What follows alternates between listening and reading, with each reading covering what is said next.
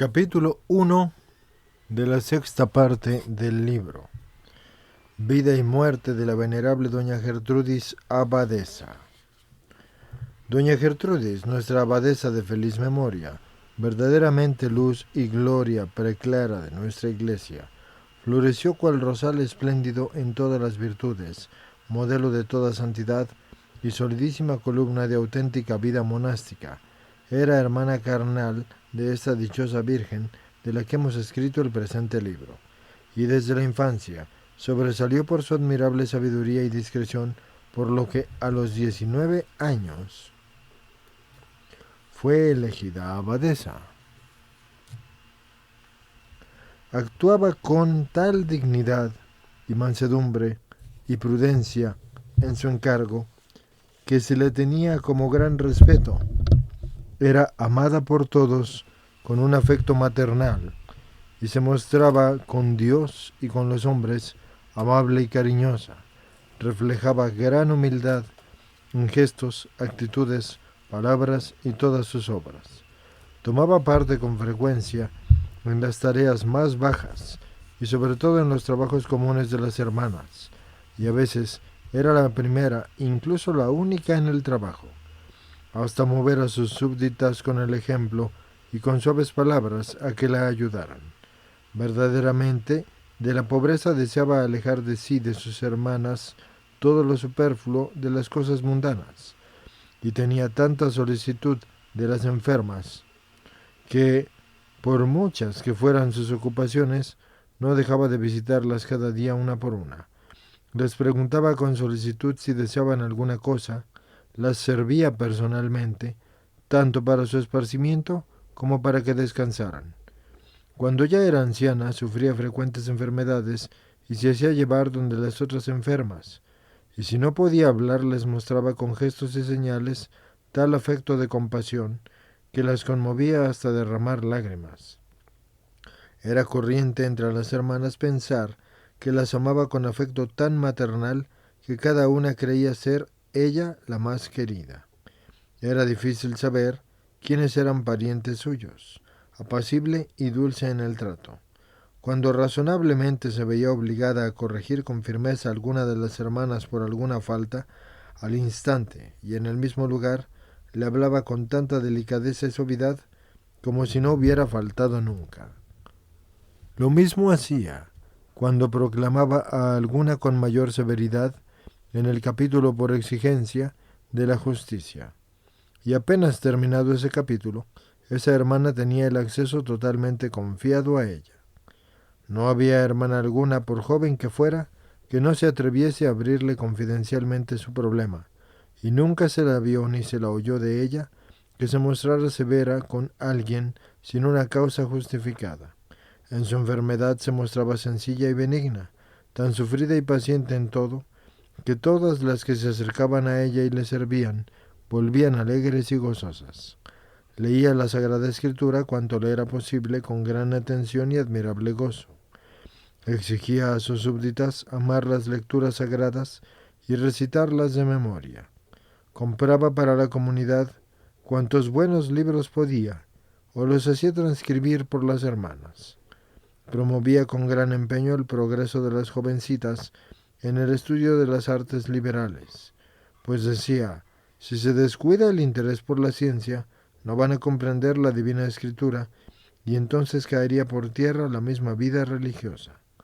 Y por esto, obligaba insistentemente a las jóvenes menos instruidas a dedicarse con más empeño al aprendizaje y las proveía de maestras. Se dedicaba con asiduidad a la oración fervorosa e intensa, que raramente hacía sin derramar lágrimas. Gozaba de gran paz y tenía el corazón tan libre de ocupaciones durante la oración, que llamada muchas veces de la oración al ventanillo del locutorio o a otros asuntos, apenas volvía recuperaba la misma devota pureza que había tenido durante la oración. Se había acostumbrado tanto a cuidar la oración y la piedad, que cuando por la vejez le fallaban las fuerzas e incluso a veces los sentidos y perdía la facultad de hablar, comulgaba con máxima reverencia y abundantes lágrimas, como le fue costumbre en toda su vida. Cuando las hermanas le hablaban de Dios, escuchaba inmensamente agradecida, como lo mostraba así la alegría del rostro y los gestos. Por fuertes que fueran sus dolores, se mostraba tan gozosa que parecía no sufrir nada, y si escuchaba una conversación o una sola palabra sobre Dios. Ella quería que la llevaran con frecuencia a la misa, y era admirablemente devota y diligente para las horas del oficio. Si a causa de la enfermedad le venía la somnolencia, suspendía el bocado en la boca o el vaso en sus labios mientras duraba el rezo de la hora, haciéndose violencia para estar milagrosamente despierta. Desde la niñez mantuvo purísimo su corazón porque no quería oír la más mínima palabra que le pudiera poner mancha alguna en él. ¿Y qué más? Todo lo que era virtud y ciencia, que era verdadera vida religiosa, verdadera vida religiosa. Y esto brillaba en ella como en un espejo. Fue fervorosísima en amor y piedad para con Dios, extremada en ternura y en solicitud con el prójimo, y la primera en humildad y mortificación consigo misma. Con las niñas era tiernísima y acogedora, y con las jóvenes santísima y prudente, y entre las mayores previsora y jovial. Nunca se le veía ociosa, siempre hacía algo provechoso, oraba, enseñaba o leía, y era tan desbordante y cabal, y se gobernaba a sí misma y a sus subordinadas con tal prudencia, que yo me atrevería a decir que no hubo otra igual, ni la habrá en el futuro. Después de gobernar nuestro monasterio de una manera ejemplar durante 40 años, comenzó a sufrir frecuentes enfermedades. Pasado más de un año de su enfermedad y perdida el habla, creía a su piadosa hermana que pronto moriría. Intensificó en lo que pudo su oración por ella ante el Señor para que se dignara disponer sobre ella según el beneplácito de su voluntad y la necesidad de su alma. Su espíritu es arrebatado al cielo y advierte en el espejo de la divina providencia que no moriría aún. Pasaría algún tiempo en esa enfermedad. Sin embargo, todo el ejército de los santos se disponía ya para salir a recibir festivamente a tan digna esposa de Dios. La bienaventurada Virgen María llevaba, entre otros adornos con los que había sido magníficamente enriquecida, unos guantes blancos como la nieve, y en uno se veía un águila de oro y en el otro un león también de oro. Eso significaba que el alma, para cuya recepción se estaban preparando, era semejante a la misma gloriosa Virgen en tres cosas especialmente. Primero, en su inocencia virginal, esto significado en la blancura de los guantes. Segundo, en su elevada e íntima contemplación, que estaba designada por el águila. Tercero, en su perseverante fortaleza para vencer todos los vicios, que estaba representada en el león de oro. Los patriarcas y los profetas se preparaban con distintas cestillas de oro llenas de variados regalos, para significar que proveía con sabia y puntual solicitud a sus subordinadas y a todo el mundo, tanto en las necesidades corporales como espirituales. Los apóstoles tenían grandes libros decorados delante de sí para homenajearla con ellos por la sana doctrina que había impartido a sus hermanas, y en eso era equiparada a los méritos de los apóstoles.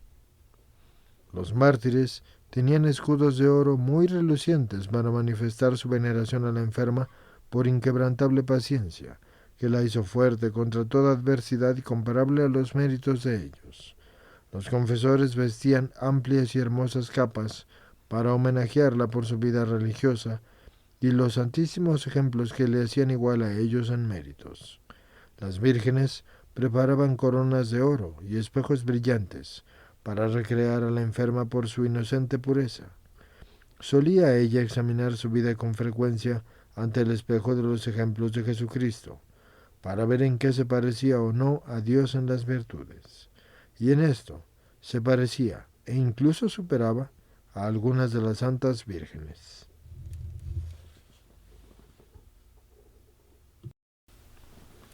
Capítulo 2. 12 ángeles sirven a la abadesa Gertrudis.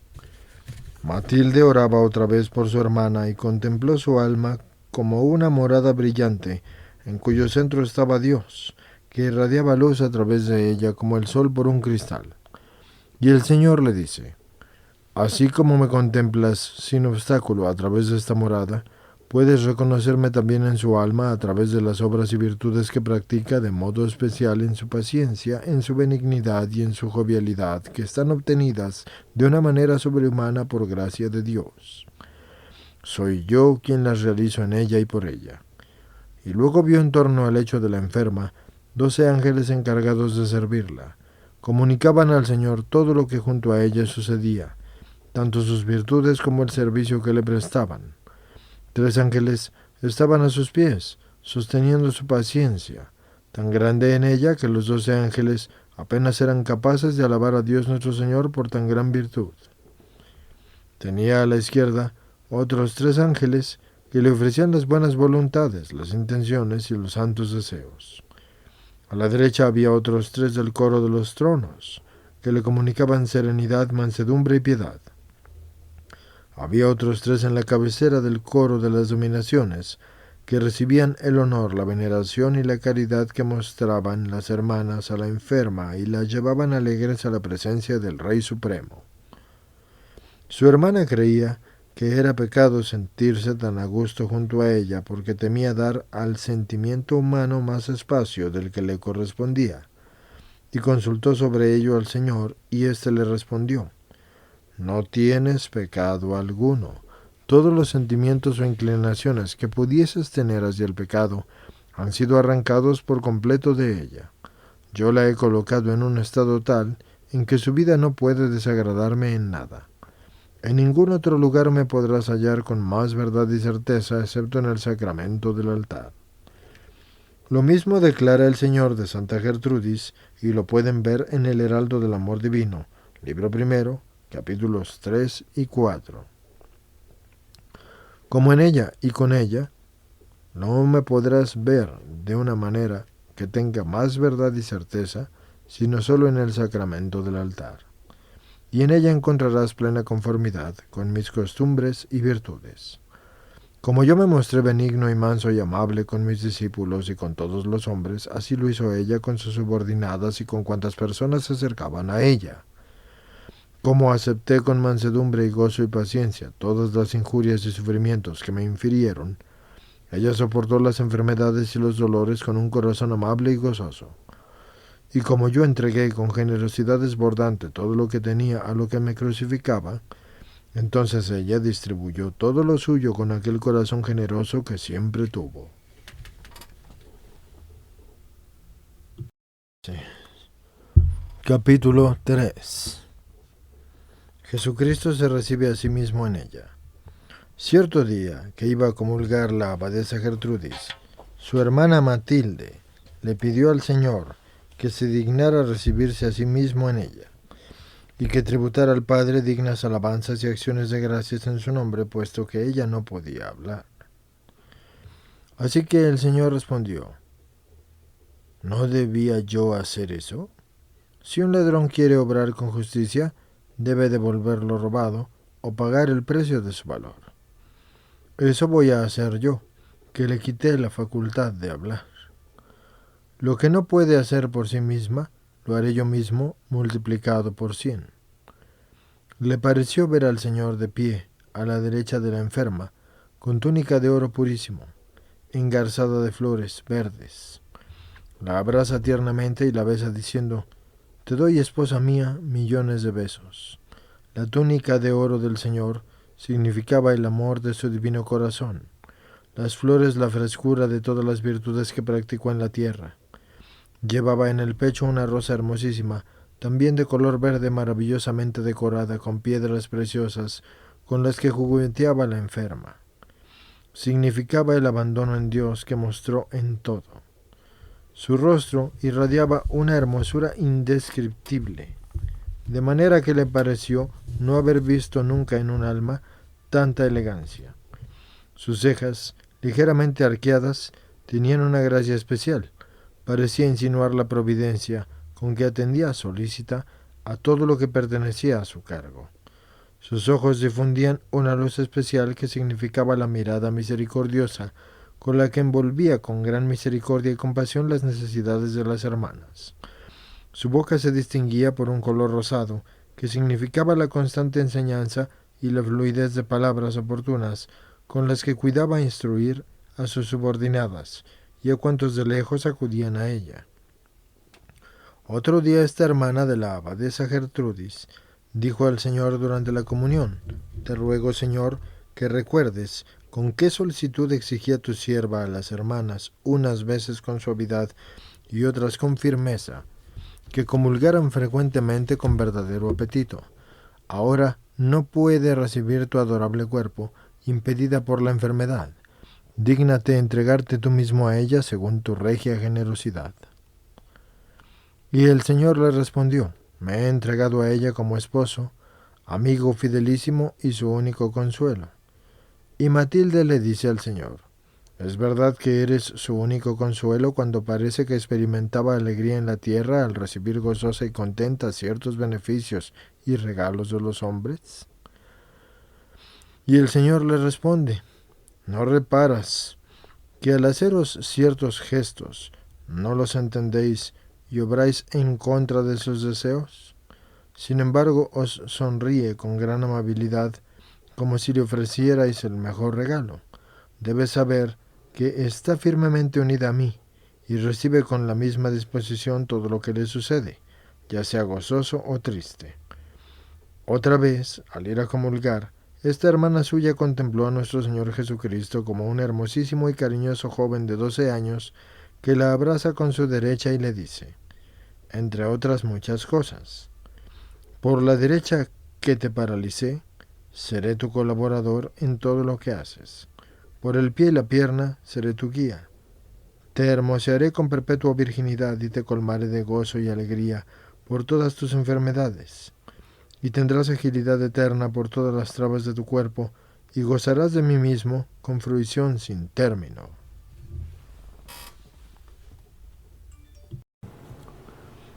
Capítulo 4. Su feliz tránsito. Aquel rayo solar corría, por fin, al ocaso de la muerte. Aquella brillante corona de nuestra gloria llegaba al atardecer. Para mejor prepararla para sí, el Señor la privó, de modo prodigioso, del uso de la palabra durante 22 semanas, hasta no poder comunicar sus necesidades ni por medio de gestos. Para entender esto se debe ver Santa Gertrudis la Magna en el Heraldo del Amor Divino, libro quinto, parte primera. Excepto estas dos palabras, mi espíritu, con las que milagrosamente pedía todo lo que necesitaba. Sucedió muchas veces que, al no entenderla, actuaban contra sus deseos, lo que ella soportaba con gran benignidad y paciencia, porque Dios moraba verdaderamente en ella y con ella, y todo lo que hacían por ella lo dirigía con su mansísimo espíritu. Como repitiera estas palabras, mi espíritu, tan reiteradamente, esta, su hermana, le preguntó una vez: «¿Quién es ese tu espíritu y a qué orden de los ángeles pertenece?». Y respondió al instante con lengua expedita: «Serafín es mi espíritu». Es decir, mi espíritu está lleno del amor de Dios, como un serafín que se distingue entre los ángeles precisamente por el amor.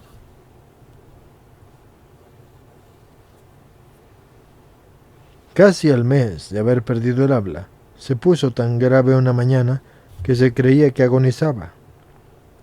Reunida la comunidad, se le administró urgentemente la unción y nuestro Señor Jesucristo se apareció a varias hermanas vestido con la belleza y la hermosura descrita por San Bernardo. Abre sus brazos como para abrazarla, la mira acariciándola, se pone frente al rostro de la enferma, cambia de un lado a otro según se volvía a ella, como si esperara con ardiente deseo su último suspiro.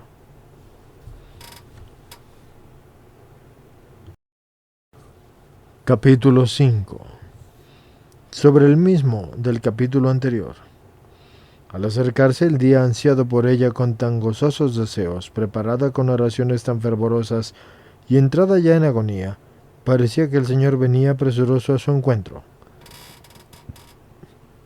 Acompañado a su derecha e izquierda por su bienaventurada madre y su discípulo predilecto Juan Evangelista. Los seguía una multitud de toda la corte celestial, sobre todo el ejército de las vírgenes que parecía invadir ese día el monasterio, entremezcladas con las hermanas que estaban junto a la enferma. Expresaban su desolación con llantos y suspiros y encomendaban el tránsito de la madre con fervorosas oraciones. Nuestro Señor Jesucristo acariciaba al parecer a la enferma con ademanes tan tiernos que bien pudo endulzar la amargura de la muerte.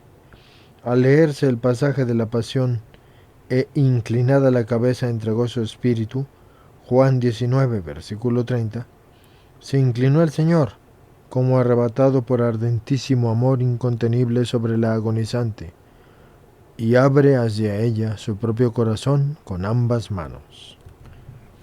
Así morirá también Matilde, hermana de la abadesa. Parte séptima, subcapítulo 11.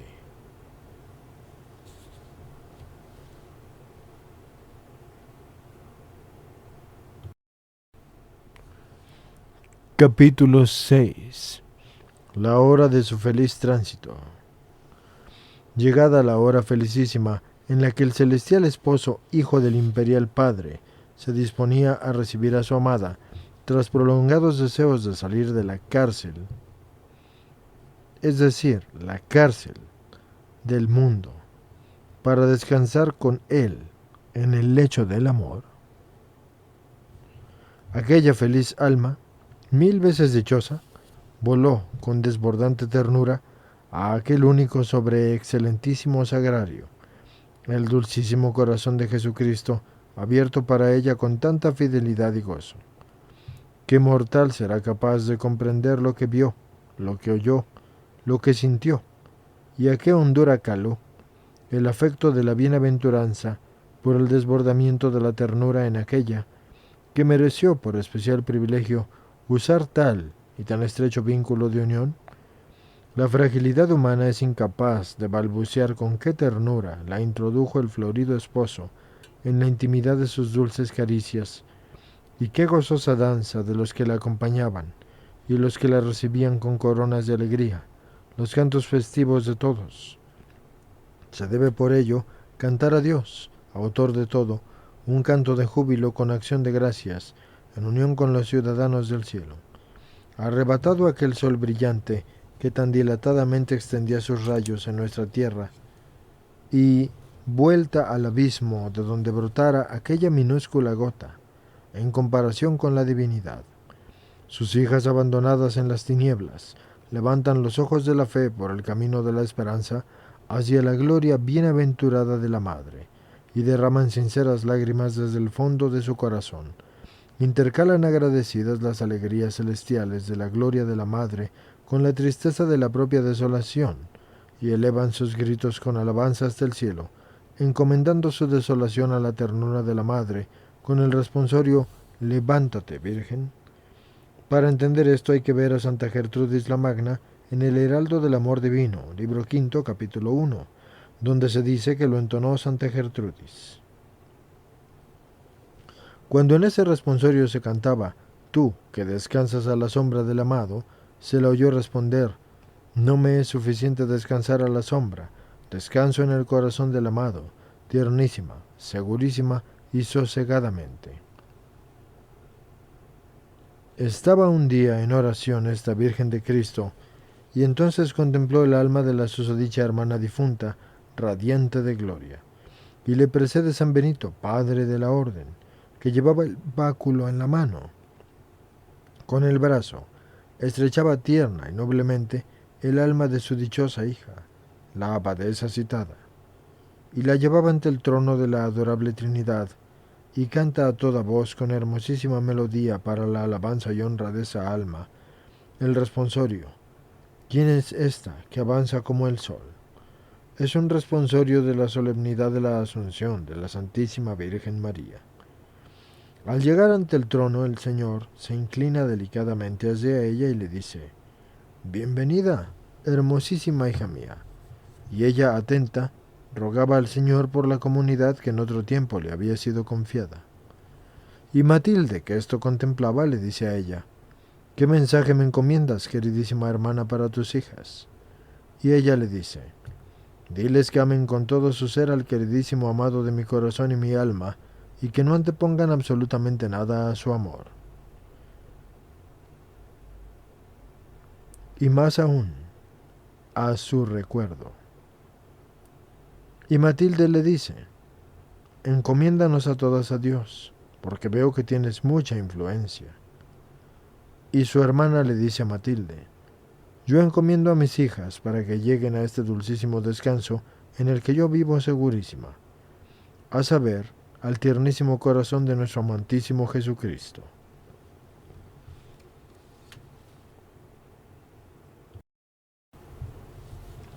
Capítulo 7. Saludo a esta dichosa alma. Creía esta sierva de Cristo que saludaba en sueños al alma de su difunta hermana con estas palabras: te saludo, esposa de Cristo, por el amor en que te encendiste cuando al revelarse su gloria contemplaste por primera vez el rostro y la hermosura de Dios, tu Creador. Te saludo, Virgen de Cristo, por la dulzura que sentiste al conocer en su plenitud, por haberla experimentado, la incalculable caridad que Dios tuvo contigo desde toda la eternidad. Te saludo por aquella perfecta hermosura que irradiaste al recibir de las manos del Señor, Rey y Esposo tuyo, cumplida la promesa y la recompensa de todas tus obras. Y mientras decía tales cosas, comenzó a pensar cómo se atrevía a saludar de este modo a un alma que no estaba canonizada. Así que le daba vueltas interiormente si preguntarle al Señor sobre esto. Él condesciende y le responde: has obrado bien y correctamente. Ella es honor de mi omnipotencia y hermosura de mi sabiduría y prenda divina de mi bondad divina. Otra vez contempló a su alma con gloria maravillosa en una danza, y su hermosa cabellera realzaba la esbeltez de su figura. Y nuestro Señor Jesucristo, su cariñoso y florido esposo, la toma de la mano y le dice: sus numerosos cabellos no igualaban a sus virtudes. La contempla en otra ocasión en la gloria y le pregunta qué premio había recibido por la costumbre que tenía de cantar fervorosamente el salmo Alabad al Señor todos los pueblos, Salmo 116. Y sobre todo en la solemnidad de la resurrección, así que le mostró los esplendorosos vestidos verdes que llevaba, adornados con innumerables estrellas de oro, y las costuras entrelazadas en admirable variedad, a modo de blancas margaritas y rubíes purpúreos. Y Matilde le dice: ahora que nadas en la abundancia de todos los bienes, ¿qué deseas dar a tu hermana, que tan fielmente te sirvió durante la enfermedad? Y toma ella uno de los rubíes purpúreos y le dice: tómalo de mi parte. Y le responde Matilde: como esto lo contemplo en espíritu, puedes comprender que yo no puedo ofrecer el rubí de una manera real. Así que le contesta a su hermana: la blancura que aparece en las costuras de mis vestidos significa la humanidad de Jesucristo, más fina que toda suavidad. El rojo de los cabellos designa la pasión del Cordero Inmaculado. Dile, por tanto, que confíe en la misericordia de Dios. Quiero alcanzar de mi Señor para ella con mis súplicas que le conceda la mansedumbre y la gracia de sufrir gustosamente contrariedades por su amor.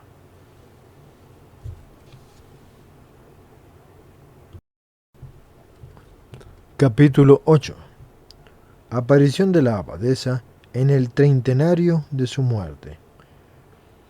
En el treintenario de su muerte se le aparece nuevamente el alma de su hermana con una nueva y sublime gloria, y escoltada por los gloriosos ejércitos de los príncipes celestiales. Llevaban platillos en las manos y cantaban a voces, y repicaban los platillos con una melodía dulcísima. El versículo de Alabad al Señor, con platillos sonoros, etc. Salmo 150, versículo 5.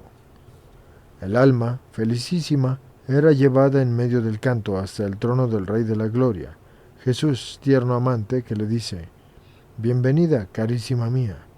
experimenta con esas palabras un dulcísimo arrobo de la divinidad, y la omnipotencia simplísima ama a cada uno como si fuera el único amado por ella.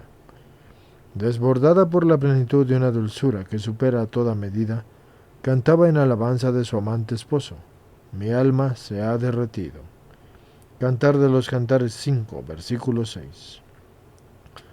El cantor de todos los cantores toma ahora el lugar de su amada para ensalzar su excelencia desde el fondo de sí mismo. Un tanar de toda dicha y principio y fin de toda perfección, y entona con una voz dulcísima la antífona: oh Gertrudis, oh piadosa, y se une al canto toda la corte celestial con voz sonora. Qué fervor despierta a alegrarse contigo, oh Gertrudis, comparable con los profetas. Y Matilde comprendió con estas palabras que su hermana era enaltecida de modo especial por haber tenido tanta fe en la tierra y tanta delicadeza para los dones de Dios. Así que se la exaltaba por la doctrina espiritual que había comunicado a sus subordinadas con estas palabras: asociada a los apóstoles, perla de los prelados, nobilísima por tu fe y tus méritos, de piedad y de misericordia y de caridad indescriptibles. Salta de gozo ahora y por siempre ante Dios. Este es un texto de una antífona en honor de San Martín. Fue adaptada para esta abadesa. Su hermana, que contemplaba esto, le dice: te ruego, carísima hermana, que me digas qué es derretirse, que cantabas al decir mi alma se ha derretido. Así que le responde: cuando el amor incontenible de la divinidad se derrama y penetra el alma, es tal su imprevisible fuerza que no puede abarcarlo plenamente la criatura, y de allí que se funde y licúa y refluye hacia aquel de quien recibió tan desbordante dicha. Así que le dice su hermana: ruega por tus hijas, que con tanto amor te abrazaban en la tierra. Y ella: lo hice y lo hago sin cesar. Y ésta le dice: ¿y qué les pedirías? Y ella dice: que la dulzura del amor que guardo en lo íntimo de mi corazón permanezca también en sus corazones y sentidos. Y añade esta: ¿qué fue lo primero que te entregó al entrar en el cielo? Responde: el Señor Dios, mi Creador, Redentor y Amante, me recibió en sí mismo, me colmó de incalculable alegría, me revistió y me alimentó de sí mismo, se me entregó como esposo y me glorificó con inenarrable honor.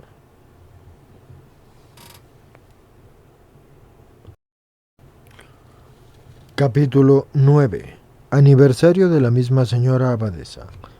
Cuando el aniversario de la misma señora abadesa de dulces recuerdos se cantaba en su honor en las vigilias el responsorio Vive mi Redentor, esta, su hermana, contempló su alma, que abrazaba a nuestro Señor Jesucristo con inefable gozo y delectación, y le cantaba dulcemente las mismas palabras, y conoció por inspiración divina cómo gozan las almas en el cielo con un gozo inefable de la humanidad de Jesucristo, y cuántas veces los hombres cantan con atención aquí en la tierra estas u otras palabras sobre su futura resurrección y se llenan al punto de un gozo indecible al contemplar la verdad misma en la humanidad glorificada de Cristo, con la certeza de que ellos mismos resucitarán, y rezan por los que cantan esto en la tierra, para que también ellos merezcan alcanzar aquella felicidad. Igualmente comprendió que cuando el hombre pronuncia esas palabras con una devoción, se santifica entonces su cuerpo,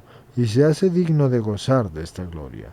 Y contempló otra vez cómo Dios Padre se sentaba en una mesa regia con esa alma, y la acariciaba con palabras y gestos llenos de amor y ternura, como si su único gozo y delicia fuera banquetear con ella. Y el Señor Jesús, como joven príncipe imperial ceñido de fajín, servía a la mesa variedad de platos preparados por la dulzura del Espíritu Santo. Y venía en procesión cada una de las hermanas de la comunidad, y ofrecían de rodillas con gran reverencia copas de marfil, de plata y oro, llenas de perfumes aromáticos. Las que se distinguían por su pureza de corazón llevaban copas de marfil, Las más generosas en el servicio de Dios las llevaban de plata, y las que aventajaban a las demás en el fervor del amor las llevaban de oro. Y acudía también gozosa una multitud de almas, que manifestaba con algazara su gratitud a Dios por su liberación, y la de aquella alma que el Señor les entregaba para exaltación de su fiesta. A continuación, giran en torno a ella, como en una danza, todas las almas de la comunidad, tanto hermanas como hermanos, y advierte entre ellas el alma de un hermano que había fallecido ese mismo año, vestido de una túnica blanquísima, con variados y maravillosos adornos en la parte superior, y Matilde comprendió que significaba la bondad del hermano. Tenía un gran corazón y una voluntad que lo inclinaba a toda obra buena. Aquí parece referirse al hermano Segismundo, recomendado por estas mismas cualidades en el Heraldo del Amor Divino, libro V, capítulo 14, de Santa Gertrudis la Magna. Giraban en coro y cantaban alegres, «Oh, Madre nuestra», etc. Una gran trompeta salía del corazón de nuestro Señor Jesucristo, y en ella resonaba el eco de todas aquellas voces en dulcísima armonía. Se celebra al día siguiente una misa por el alma de su hermana y le viene un deseo.